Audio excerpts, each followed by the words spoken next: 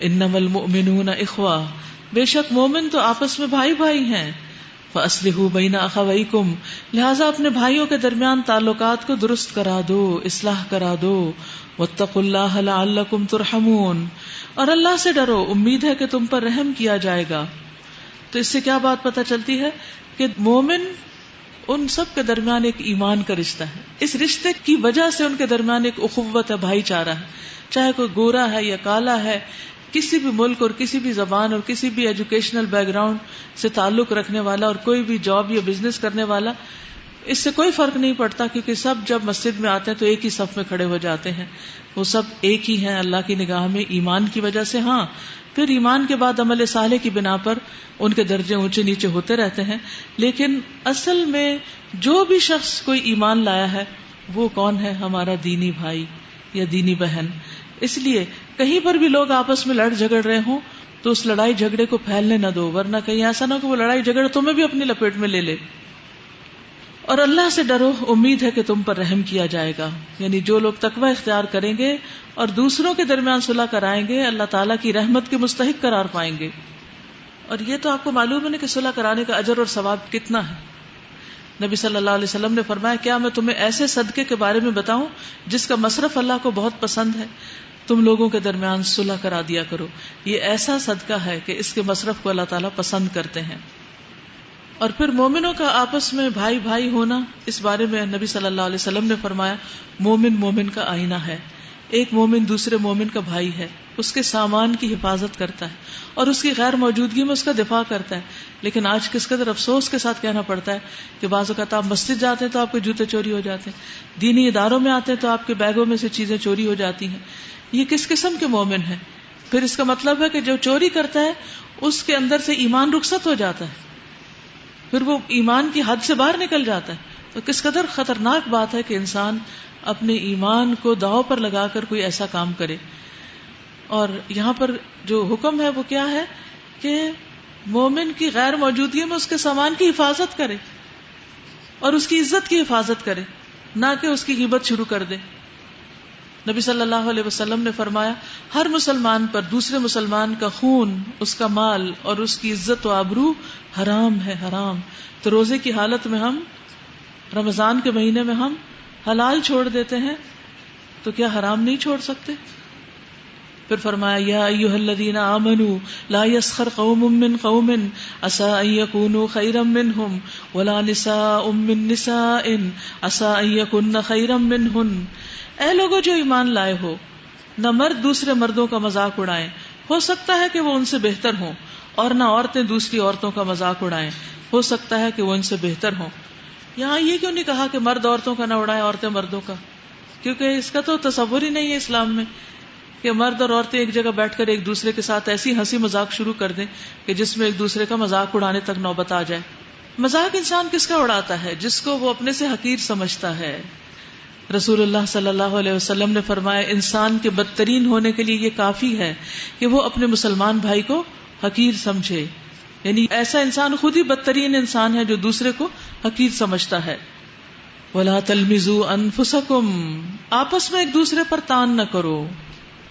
نبی صلی اللہ علیہ وسلم نے فرمایا، اگر کوئی شخص تمہیں برا بھلا کہے اور تمہارے اندر جس عیب کا اسے علم ہو اس سے تمہیں آر دلائے تو تم اسے اس کے عیب سے آر مت دلاؤ جو تمہیں اس کا حال معلوم ہے. یعنی تمہیں جو پتا ہے اس کا عیب تو تم اسے نہیں آر دلاؤ گے، بس بے شک اس کا وبال اسی پہ پڑے گا. یعنی اس کا مطلب یہ ہے کہ اگر کسی نے آپ کی کسی ویکنس پر آپ کا مذاق اڑایا تو جواب میں آپ اس کی کسی ویکنس کو پوائنٹ آؤٹ کر کے اس کا مذاق نہ اڑائیں، تو اللہ تعالیٰ آپ کو آپ کے اس صبر کا بدلہ دے گا اور اس کا وبال یعنی مذاق اڑانے کا اسی پہ پڑے گا جس نے پہل کی. اس کا یہ مطلب نہیں ہے کہ انسان عام چھوٹے موٹا ہنسی مذاق یا تفریح نہیں کر سکتا، وہ کر سکتا ہے، لیکن ایک فائن لائن ہوتی ہے. ذرا سی بھی حد کراس کی اور ایسی حد میں داخل ہو گیا کہ جہاں آپ کا مذاق دوسرے کو ہرٹ کر جائے یا دوسرے کو بے عزت کر جائے یا دوسرے کو اس سے شرمندگی ہو، تو اس سے بچنا چاہیے. اور حسب نسب کے تانے بھی نہیں دینے چاہیے، اور کسی مال کے، کسی جاب کے، مثلا ہمیں پتا تمہارا باپ کیا کرتا ہے یا تمہاری ماں کیا کرتی ہے یا تمہارا خاندان کون سا ہے، یہ جاہلیت کے دور کی باتیں ہیں، ان کا ایمان سے کوئی تعلق نہیں. کیونکہ کسی بھی انسان کو اس کے عمل پہ پرکھو، نہ کہ اس کے ماں باپ کے عمل پر. اور نہ ایک دوسرے کو برے القاب سے یاد کرو، یعنی برے برے نام بھی نہیں رکھو. بئس الاسم الفسوق بعد الایمان، ایمان لانے کے بعد فسق میں نام پیدا کرنا بہت بری بات ہے. ومن لم یتب فاولئک هم الظالمون، جو لوگ اس روش سے باز نہ آئیں وہی ظالم ہیں. یا ایھا الذین آمنوا اجتنبوا کثیرا من الظن، اے لوگوں جو ایمان لائے ہو بہت گمان کرنے سے پرہیز کرو، یعنی دوسرے لفظوں میں بدگمانی نہ کیا کرو، کیونکہ بدگمانی حرام ہے. بدگمانی سے ہی سارے فساد اور جھگڑے شروع ہوتے ہیں. عبداللہ بن عباس فرماتے ہیں کہ رسول اللہ صلی اللہ علیہ وسلم نے کعبہ کی طرف دیکھا اور کہا تجھے مرحبا ہو، تو کتنا عظیم ہے، تیری حرمت کتنی عظیم ہے، لیکن ایک مومن کی حرمت اللہ کے ہاں تیری حرمت سے زیادہ عظیم تر ہے. اللہ نے تیری ایک چیز حرام کی اور مومن کی 3 چیزیں حرام کی گئیں، اس کا خون، اس کا مال، اور یہ کہ اس کے بارے میں برا گمان کیا جائے. یعنی کسی بھی مومن کے بارے میں برا نہ سوچو، کیونکہ بدگمانی کرنے والا اپنے گناہ کو بڑھاتا چلا جاتا ہے بری بری باتیں سوچ کر. عبداللہ کہتے ہیں کہ جس کی چوری ہو جائے وہ بدگمانی کرنے کی وجہ سے چور سے زیادہ گناہگار ہو جاتا ہے. یعنی چور نے تو ایک چوری کی، لیکن بدگمانی کرنے والے نے کئی بدگمانیاں کی، کئی لوگوں کے بارے میں برا سوچ لیا، حالانکہ ان کا چوری سے کوئی تعلق نہیں تھا. تو یہ سارا کچھ پھر انسان کے نامہ اعمال کو برباد کرنے کا باعث بنتا ہے. وَلَا تَجَسَّسُوا وَلَا يَغْتَب بَعْضُكُمْ بَعْضًا، اور تم تجسس نہ کرو اور تم میں سے کوئی کسی کی غیبت نہ کرے.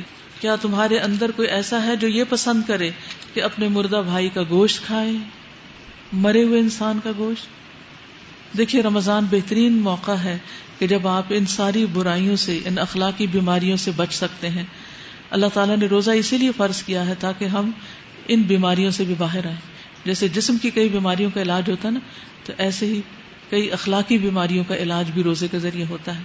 کیونکہ کوئی جھگڑے یا کوئی آپ کو آ کے کسی کی غیبت کرنے لگے تو آپ کیا کہہ سکتے ہیں کہ ان امرؤ صائم، میں تو روزے سے ہوں، مجھے یہ باتیں مت بتاؤ. روزے میں تو انسان حلال گوشت بھی نہیں کھاتا، کہاں یہ کہ حرام کھائے. فرمایا کہ کیا تم میں سے کوئی بھی یہ پسند کرے گا، یعنی جب کبھی دل چاہ رہا ہو نا کسی کی برائی کرنے کو تو فوراً امیجنیشن میں مری ہوئی لاش جس میں سے بو بھی آ رہی ہو اور چھری کانٹا سامنے لے آیا کریں. تو جو ہی ایک گندا سا سین سامنے آئے گا تو فوراً آپ اپنے آپ کو چپ کرا لیں گے کہ مجھے ایسا نہیں کرنا. واتقوا اللہ، اور اللہ سے ڈرو. ان اللہ تواب الرحیم، بے شک اللہ تعالی توبہ قبول کرنے والا مہربان ہے. تو یہاں کن کن چیزوں سے منع کیا گیا ہے؟ بدگمانی، تجسس، کیونکہ تجسس اس کے بعد آتا ہے، بدگمانی کے بعد، کیونکہ انسان کو برا خیال آتا ہے پھر انسان ٹو لینے لگتا ہے. کسی کی ڈائری پڑھ، کسی کا بیگ کھول، کسی کی الماری کھول، کسی کا بستر دیکھ، کسی کے جوتے دیکھ، مختلف طریقوں سے دوسروں کے پیچھے پڑنا. حدیث میں آتا ہے کہ تجسس لوگوں کے بگاڑ کا ذریعہ بنتا ہے. معاویہ رضی اللہ تعالیٰ عنہ فرماتے ہیں کہ میں نے رسول اللہ صلی اللہ علیہ وسلم کو یہ فرماتے ہوئے سنا کہ بے شک اگر تم لوگوں کے عیبوں کی ٹو میں لگ جاؤ گے تو انہیں خراب کر دو گے، یا فرمایا قریب ہے ان میں بگاڑ پیدا کر دو گے. اور عموماً آپ دیکھیں کہ گھر کے اندر تعلقات کی خرابی تجسس کی وجہ سے ہوتی ہے. بعض لوگ تو شادی کے بعد مثلاً بہو کے اوپر اتنی نظر رکھتے ہیں، اور بعض واقعات تو میں نے ایسے سن رکھے ہیں کہ میری روح کانپ اٹھتی ہے کہ اتنی گھٹیا ذہنیت بھی ہو سکتی ہے. یعنی چھوٹی چھوٹی چیزوں پر چیک رکھنا، کس وقت اٹھے ہیں، کس وقت سوئے ہیں، کس وقت باہر نکلے، کس وقت اندر آئے، کیا کھایا ہے، کیا چھوڑا ہے، کھا کے پلیٹ کہاں رکھی ہے. اس کا تو گھٹیا حرکتیں. یعنی کہ ہر ایک کی ایک آزادی ہوتی ہے اور اس کو اس کی آزادی دی جانی چاہیے، نہ کہ اس کے ہر ایکشن کو دوربین لے کے انسان دیکھنے لگے. اگر گھر آئی ہوئی بہو کو یا داماد کے ساتھ ایسا معاملہ کیا جائے گا تو کبھی گھر نہیں بس سکتے. اور اسی طرح دوستی میں بھی، یا شوہر بیوی آپس میں بھی ایک دوسرے کے بارے میں اگر تجسس شروع کر دیں، کہاں گیا تھا، کیا کیا، اور مختلف لوگوں سے ٹو لگا کے پھر پتہ کروانا، اور ہو سکتا ہے دوسرا کو ایسے ہی کوئی بات بنا دے اور غلط بیانی کر دے اور معاملہ کتنا زیادہ سخت بگڑ جائے. اور اس سے پھر یہ ہے کہ دو لوگ بھی آپس میں ایک دوسرے سے بھی تنگ آتے ہیں جب ایک دوسرے کے اوپر تجسس اور بدگمانی ہونے لگتی ہے. یاد رکھیے اچھے ریلیشن شپ کی بنیاد ٹرسٹ ہے، اعتماد. اگر کہیں بھی آپ تعلقات اچھے بنانا چاہتے ہیں تو اعتماد شروع کر دیجیے، چاہے نقصان بھی ہو. اور کہیں بگاڑنا چاہتے ہیں، انتہائی محبت کے رشتے کو خراب کرنا چاہتے ہیں تو مسٹرسٹ شروع کر دیں، ہر چیز میں شک شروع کر دیں. جو ہی شک آئے گا تو سب کچھ بگڑ جائے گا، پھر آپ کو بگاڑنے کی ضرورت نہیں رہے گی. لیکن اس کے بعد پھر زندگی اس دنیا کی اور آخرت کی کیسے جہنم بنتی ہے، اس کے لیے بھی انسان تیار رہے. رسول اللہ صلی اللہ علیہ وسلم نے فرمایا، جو شخص دوسروں کی بات سننے کے لیے کان لگائے جو اسے پسند نہیں کرتے یا اس سے بھاگتے ہیں، قیامت کے دن اس کے کانوں میں سیسا پگھلا کے ڈالا جائے گا.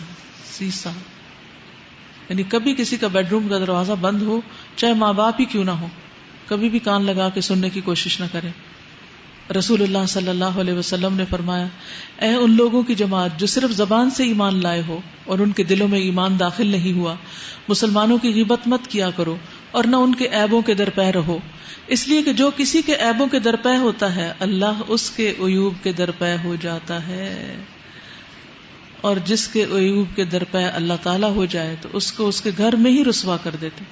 وہ گھر سے باہر نہ بھی نکلے وہیں اس کی بدنامی ہو جاتی. جو دوسروں پر الزام تراشی کرتا ہے خود اس پر الزام لگنے لگتے ہیں. اچھا، اسی طرح غیبت کے معاملے میں بھی ہم بعض اوقات بہت تساہل سے کام لیتے ہیں اور چھوٹی چھوٹی باتوں کو ہم غیبت نہیں سمجھتے. غیبت کیا ہے اس کا تو آپ کو پتا ہے، ذکر کا اخاک بما یکرہ عام ہو گئی تعریف، سب کو معلوم ہے کہ تمہارا اپنے بھائی کی غیر موجودگی میں اس انداز میں بات کرنا کہ جو سامنے ہو تو وہ اسے دیکھ کے ناپسند کرے. اس میں وہ ساری چیزیں آتی ہیں، خواہ وہ کسی کی خامی ہو یا کسی کی عادت ہو، اس کا تذکرہ برے انداز میں کرنا. مثلا صحابہ نے رسول صلی اللہ علیہ وسلم کے پاس ایک آدمی کا ذکر کیا اور کہا کہ جب تک اسے کھلایا نہ جائے وہ کھاتا نہیں، جب تک سوار نہ کیا جائے سوار نہیں ہوتا. نبی صلی اللہ علیہ وسلم نے فرمایا تم نے اس کی غیبت کی ہے، تم نے اس کی غیبت کی ہے. صحابہ نے کہا اللہ کے رسول صلی اللہ علیہ وسلم وہ جیسا ہے ہم نے تو ویسا ہی بتایا ہے. آپ صلی اللہ علیہ وسلم نے فرمایا غیبت کے لیے تمہیں یہی کافی ہے، تم اپنے بھائی کی اس بات کا ذکر کرو جو اس میں ہے، اور جو نہیں ہے وہ کیا بن جائے گا؟ بہتان. آپ دیکھیے کہ عموماً ساس بہو کی لڑائی میں کیا ہوتا ہے، جب میاں گھر آتا ہے تو ساس بہو کے خلاف بیٹے کو باتیں کرتی، اور جب بیٹا بیوی کے ساتھ اکیلا ہوتا ہے تو بیوی ماں کے خلاف باتیں شروع کر دیتی. جتنے بھی گھر ٹوٹے اور بگڑے ان سب کے اندر غیبت، بدگمانی اور تجسس اور طعنہ زنی اور یہ تمام عیب پائے جاتے ہیں. اس کے بغیر ہو ہی نہیں سکتا کہ کہیں کام خراب ہو. جس گھر کے اندر احترام ہو، ٹرسٹ ہو، وہاں لڑائیاں نہیں ہوتی. اگر تھوڑے بہت مزاجوں کا فرق بھی ہو تو وہیں ختم ہو جاتی. تو اس لیے ہم سب کو اپنے رویوں کو درست کرنے کی ضرورت ہے اور سب کے ساتھ اپنے تعلقات درست کرنے کی.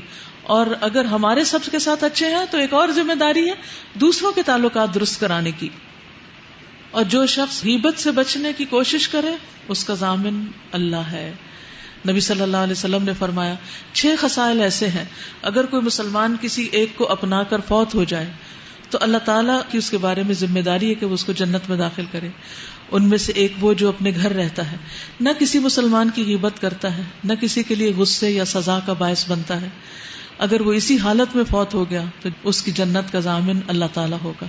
یعنی جو شخص اپنے گھر میں رہتا ہے، کیونکہ زیادہ تر خرابیاں کب ہوتی ہیں جب آپ دوسروں کی زندگی میں انٹرفیئر کرتے ہیں، دوسروں کے گھر بہت آنا جانا آپ کا ہو جاتا ہے. اور یہ ایک حقیقت ہے، یعنی بلا ضرورت کسی کے گھر نہیں جانا چاہیے. بہت اوور سوشلائزنگ جو ہے وہ کام خراب کرتی ہے. آپ دیکھیں جب تک لوگ دور دور ہوتے ہیں نا ایک دوسرے کا احترام کرتے ہیں، جب روز ملنے لگتے ہیں تو کوئی نہ کوئی بات پھر بری لگ جاتی ہے، پھر ایک دوسرے کو کچھ نہ کچھ سنانے لگتے ہیں، پھر ان کی جا کے کسی اور کو سنانے لگتے ہیں. یہ ساری چیزیں پھر طعنوں اور غیبت میں شامل ہو جاتی ہیں اور اس سے کام بگڑنے لگتا ہے. اسی لیے آپ دیکھیں کہ جہاں بہت زیادہ دوستی ہوتی ہے، بہت زیادہ آنا جانا اور بہت ہر وقت کی میل ملاقات، وہیں پر خرابیاں بھی زیادہ ہوتی ہیں پھر، اور تعلق ایسے بگڑتے ہیں کہ جو کبھی پھر سنبھلنے کا نام نہیں لیتے. تو اس لیے یہ جتنی بھی ہدایات ہمیں دی گئی ہیں اس میں ہماری ہی بھلائی ہے، دنیا کی بھی اور آخرت کی. یہ ہدایات اس میں سے نہیں ہے کہ اگر ہم مانتے ہیں تو مانے، نہیں مانتے تو نہیں مانیں گے تو دنیا اور آخرت دونوں مصیبت بنیں گے. یا ایھا الناس انا خلقناکم من ذکر وانثى وجعلناکم شعوبا وقبائل لتعارفوا ان اکرمکم عند اللہ اتقاکم ان اللہ علیم خبیر. لوگو ہم نے تم کو ایک مرد اور ایک عورت سے پیدا کیا، پھر تمہاری قومیں اور برادریاں بنا دی تاکہ تم ایک دوسرے کو پہچانو. در حقیقت اللہ کے نزدیک تم میں سب سے زیادہ عزت والا وہ ہے جو تمہارے اندر سب سے زیادہ پرہیزگار ہے. یقیناً اللہ سب کچھ جاننے والا اور باخبر ہے. یہ بدوی کہتے ہیں کہ ہم ایمان لائے. ان سے کہو تم ایمان نہیں لائے بلکہ یوں کہو کہ ہم مطیع ہو گئے، اطاعت قبول کر لی، یعنی کہ اب اور کوئی چارہ نہیں، ایمان ابھی تمہارے دلوں میں داخل نہیں ہوا. اگر تم اللہ اور اس کے رسول کی فرما برداری اختیار کر لو تو وہ تمہارے اعمال کے اجر میں کوئی کمی نہ کرے گا. یقیناً اللہ بڑا درگزر کرنے والا اور رحیم ہے. حقیقت میں تو مومن وہ ہیں جو اللہ اور اس کے رسول پر ایمان لائے، پھر انہوں نے کوئی شک نہ کیا اور اپنی جانوں اور مالوں سے اللہ کی راہ میں جہاد کیا، وہی لوگ سچے ہیں. قُلْ أَتُعَلِّمُونَ اللَّهَ بِدِينِكُمْ، اے نبی صلی اللہ علیہ وسلم ان مدعیان ایمان سے کہو کیا تم اللہ کو اپنے دین کی اطلاع دے رہے ہو؟ حالانکہ اللہ زمین اور آسمانوں کی ہر چیز کو جانتا ہے اور وہ ہر شے کا علم رکھتا ہے. یہ لوگ تم پر احسان جتاتے ہیں کہ انہوں نے اسلام قبول کر لیا. ان سے کہو اپنے اسلام کا احسان مجھ پر نہ رکھو بلکہ اللہ تم پر اپنا احسان رکھتا ہے کہ اس نے تمہیں ایمان کی ہدایت دی. اگر تم واقعی اپنے دعوی ایمان میں سچے ہو، اللہ زمین اور آسمانوں کی ہر پوشیدہ چیز کا علم رکھتا ہے اور جو کچھ تم کرتے ہو وہ سب اس کی نگاہ میں ہے. واللہ بصیر بما تعملون. وہ دیکھ. سورۃ قاف مکی سورت ہے. بسم اللہ الرحمن الرحیم. قاف والقرآن المجید بل عجبوا ان جاءهم منذر منهم فقال الكافرون هذا شيء عجیب. شروع کرتی ہوں اللہ کے نام سے جو بے انتہا مہربان نہایت رحم فرمانے والا ہے.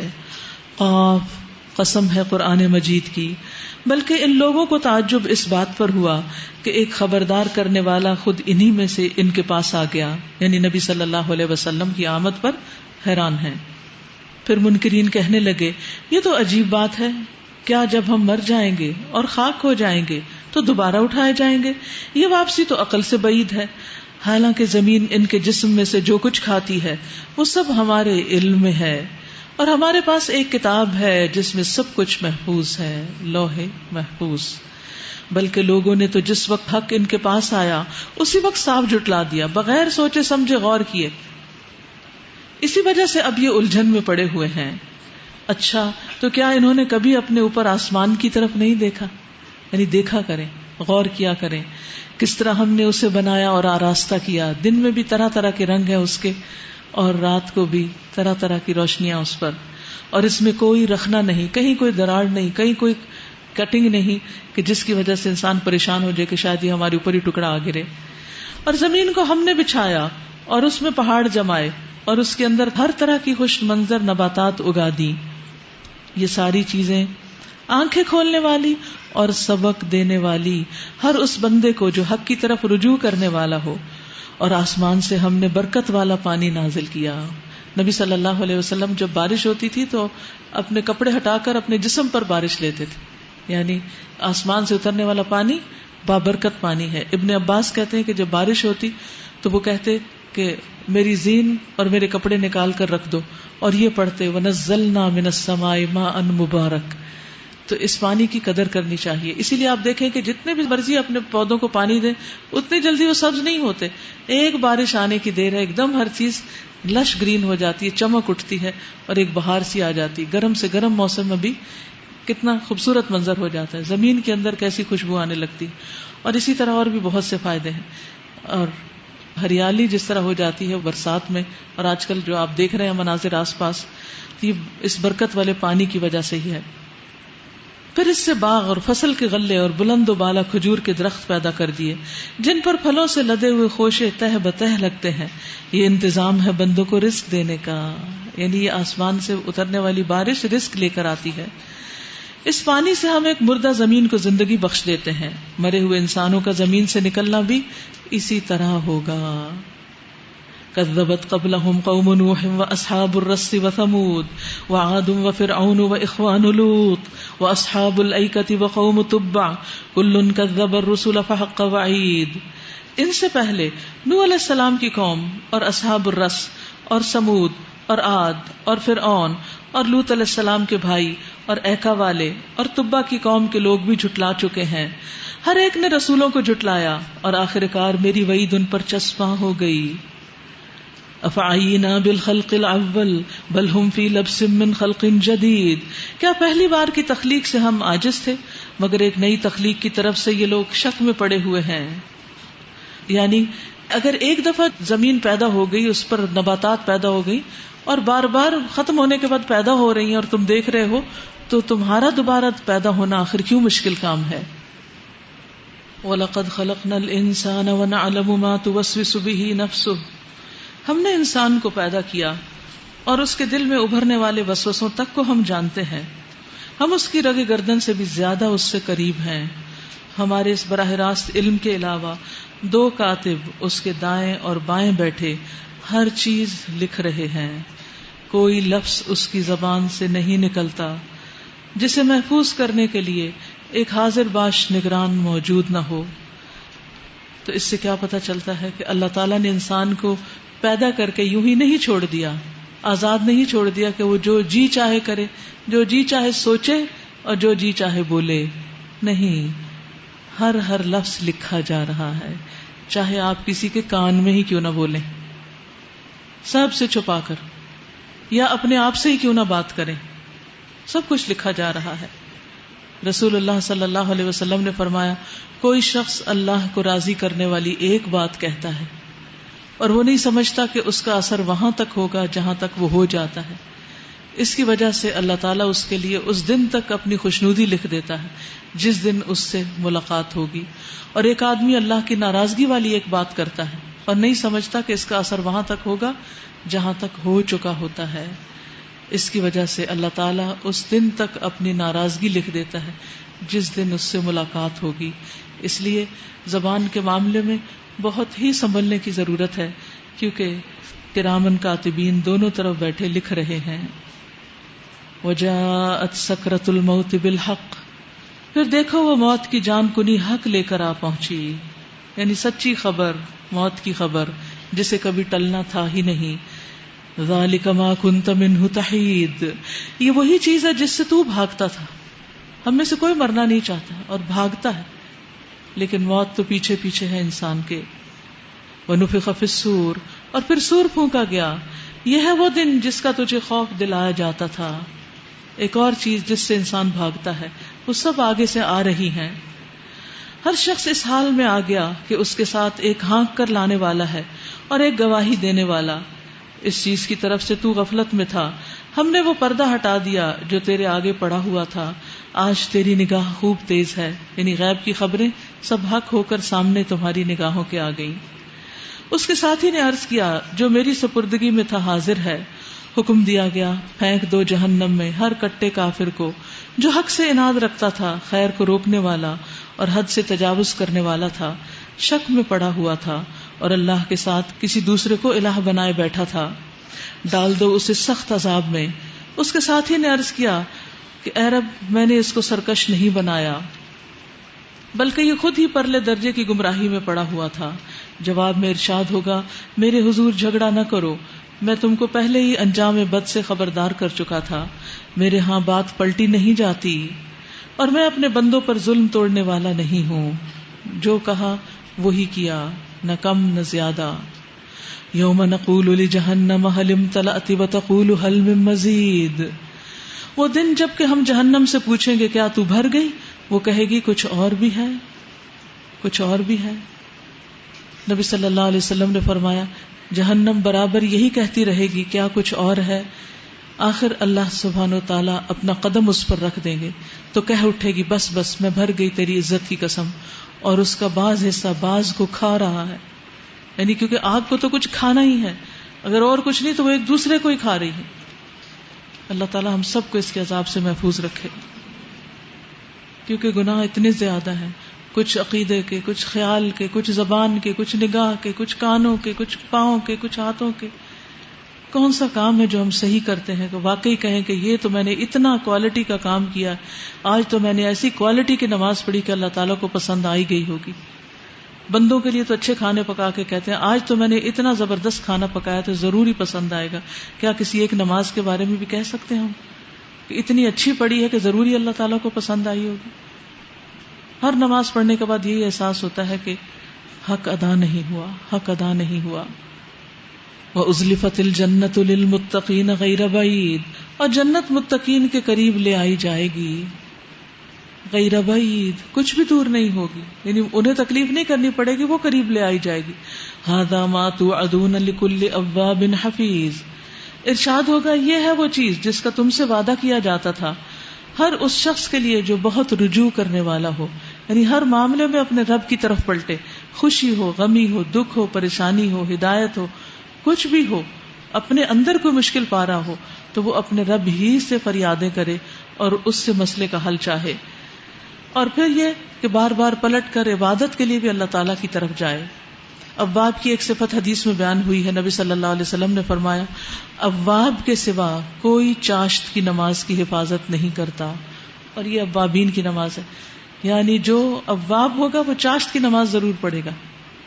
اور پھر حفیظ، جو حفاظت کرنے والا ہے، کس کس چیز کی؟ حدود کی، فرائض کی، اپنے سپرد کی ہوئی امانتوں کی، اپنے اوقات، اپنی قوتوں، محنتوں، کوششوں کی، ہر چیز کی حفاظت کرنے والا. اپنی زبان کی حفاظت، عمل کی حفاظت. من خشی الرحمن بالغیب، جو بن دیکھے رحمان سے ڈرتا تھا اور جو دل گرویدہ لیے ہوئے آیا، یعنی نرم دل، قلب منیب لیے ہوئے آیا، بار بار اللہ کی طرف پلٹنے والا. ان سے کہا جائے گا داخل ہو جاؤ جنت میں سلامتی کے ساتھ. وہ دن حیات ابدی کا دن ہوگا، وہاں ان کے لیے وہ سب کچھ ہوگا جو وہ چاہیں گے، اور ہمارے پاس اس سے زیادہ بھی بہت کچھ ان کے لیے ہے. ہم ان سے پہلے بہت سی قوموں کو ہلاک کر چکے ہیں جو ان سے بہت زیادہ طاقتور تھی، اور دنیا کے ملکوں کو انہوں نے چھان مارا تھا، یعنی اتنا گھومے پھرے تھے. ہم سمجھتے ہیں آج ہی لوگ ورلڈ ٹرپس پر جاتے ہیں، پہلے زمانے میں بھی لوگوں نے خوب دنیا گھومی تھی. پھر کیا وہ کوئی جائے پناہ پا سکے؟ کیا ان کا یہ گھومنا پھرنا ان کو اللہ کے عذاب سے بچا سکا؟ اس تاریخ میں عبرت کا سبق ہے ہر اس شخص کے لیے جو دل رکھتا ہو یا جو توجہ سے بات کو سنے. ہم نے زمین اور آسمانوں کو اور ان کے درمیان کی ساری چیزوں کو 6 دنوں میں پیدا کر دیا اور ہمیں کوئی تکان لاحق نہیں ہوئی. بس اے نبی صلی اللہ علیہ وسلم، جو باتیں یہ لوگ بناتے ہیں ان پر صبر کیجیے اور اپنے رب کی حمد کے ساتھ اس کی تسبیح کرتے رہیے طلوع آفتاب اور غروب آفتاب سے پہلے، اور رات کے وقت پھر اس کی تسبیح کیجیے اور سجدہ ریزیوں سے فارغ ہونے کے بعد بھی. اور سنو، جس دن منادی کرنے والا ہر شخص کے قریب ہی سے پکارے گا، جس دن لوگ آواز حشر کو ٹھیک ٹھیک سن رہے ہوں گے، وہ زمین سے مردوں کے نکلنے کا دن ہوگا. ہم ہی زندگی بخشتے ہیں اور ہم ہی موت دیتے ہیں، اور ہماری طرف ہی اس دن سب کو پلٹنا ہے جب زمین پھٹے گی اور لوگ اس کے اندر سے نکل کر تیز تیز بھاگے جا رہے ہوں گے. یہ حشر ہمارے لیے بہت آسان ہے. اے نبی صلی اللہ علیہ وسلم، جو باتیں یہ لوگ بنا رہے ہیں انہیں ہم خوب جانتے ہیں، اور تمہارا کام ان سے جبرن بات منوانا نہیں ہے. فذکر بالقرآن من یخاف وعید، بس تم اس قرآن کے ذریعے سے ہر اس شخص کو نصیحت کر دو جو میری تنبیہ سے ڈرتا ہو، یعنی جو اللہ کی وارننگز کو سیریس لے، تم انہیں بتاتے جاؤ، وہ انہیں قبول کر لے گا اور اپنے حال کی اصلاح کر لے گا. اللہ تعالیٰ ہمیں ایسے لوگوں میں شامل کر لے جو اللہ کی بات سنتے ہیں اور پھر اس کو سمجھ کر اس پر عمل کر لیتے ہیں. ذاریات مکی صورت ہے. بسم اللہ الرحمن الرحیم. والذاریات ذروا فالحاملات وقرا فالجاریات یسرا فالمقسمات امرا. قسم ہے ان ہواؤں کی جو گرد اڑانے والی ہیں، آندیاں، پھر پانی سے لدے ہوئے بادل اٹھانے والی ہیں، پھر سبک رفتاری کے ساتھ چلنے والی ہیں، تیز موو کرتی ہیں، پھر ایک بڑے کام بارش کی تقسیم کرنے والی ہیں. حق یہ ہے کہ جس چیز کا تمہیں خوف دلایا جا رہا ہے وہ سچی، یعنی بارش اور ہوا کے چلنے سے تم سبق لو کہ جس رب کے حکم سے یہ سب کچھ ہوتا ہے، قیامت بھی اسی رب کے حکم سے آئے گی. اور جزائے اعمال ضرور پیش آنی ہے، یعنی ایسا نہیں کہ آزاد ہو تم جو چاہو کرو، جو کر رہے ہو اس کا بدلہ تمہیں دیکھنا پڑے گا. قسم ہے متفرق شکلوں والے آسمان کی، آخرت کے بارے میں تمہاری بات ایک دوسرے سے مختلف ہے. کوئی کہتا ہے کہ قیامت برپائی نہیں ہو سکتی، کوئی کہتا ہے کہ ہوگی تو صحیح لیکن اس میں جنت جہنم کوئی نہیں، یعنی اپنے قیاس آرائیوں سے کام لیتے ہیں. اس سے وہی برگشتہ ہوتا ہے جو حق سے پھرا ہوا ہو، مارے گئے قیاس اور گمان سے حکم لگانے والے.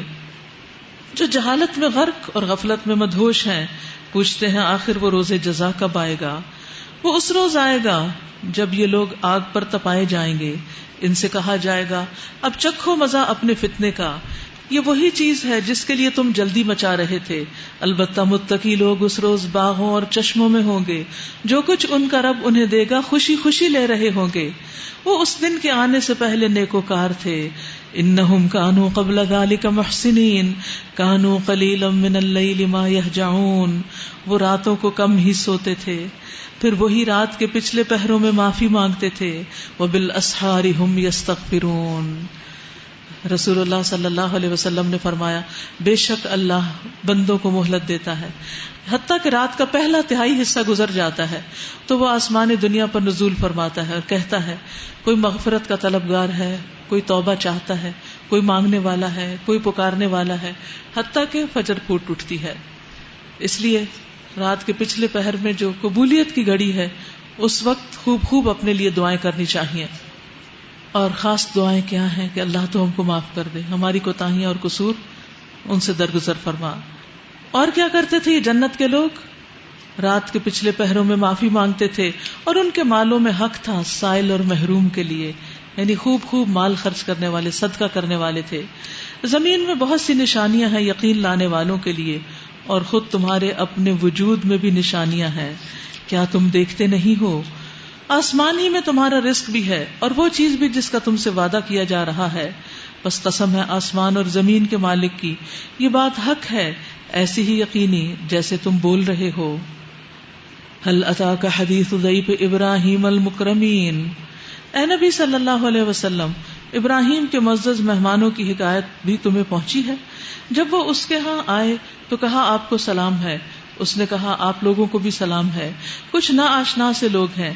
پھر وہ چپکے سے اپنے گھر والوں کے پاس گیا اور ایک موٹا تازہ بچڑا لا کر مہمانوں کے آگے پیش کیا. اس نے کہا آپ حضرات کھاتے نہیں. پھر وہ اپنے دل میں ان سے ڈر گیا. انہوں نے کہا ڈریے نہیں، اور اسے ایک ذی علم لڑکے کی پیدائش کی خوشخبری سنائی. یہ سن کر اس کی بیوی چیختی ہوئی آگے بڑھی اور اس نے اپنا منہ پیٹ لیا. کہنے لگی بوڑھی بانجھ. انہوں نے کہا یہی کچھ فرمایا ہے تیرے رب نے، وہ حکیم ہے اور سب کچھ جانتا ہے. تو یہاں حضرت ابراہیم علیہ السلام کی انداز مہمانی کو آپ دیکھیے، اللہ کے دوست کیسے ہوتے ہیں. اللہ تعالی ہمارے اندر بھی ایسی خوبیاں پیدا کر دے. آج کے جو کیسٹس ہیں ان کا تعارف کرا دیتی ہوں. ایک سی ڈی ہے جو مذاق کے بارے میں، مذاق نہ اڑاؤ. اسی طرح خوشگوار باہمی تعلقات، پھر حسن اخلاق، پھر حرمت رسول اور ہم، رسول اللہ کے ساتھی جو سورۃ الفتح کی آخری آیات پر ہے، پھر غیبت، بدگمانی اور تجسس اور رحم کے موضوع پر. وآخر دعوانا ان الحمد للہ رب العالمین. سبحانک اللہم وبحمدک اشہد ان لا الہ الا انت استغفرک واتوب الیک. السلام علیکم ورحمۃ اللہ وبرکاتہ.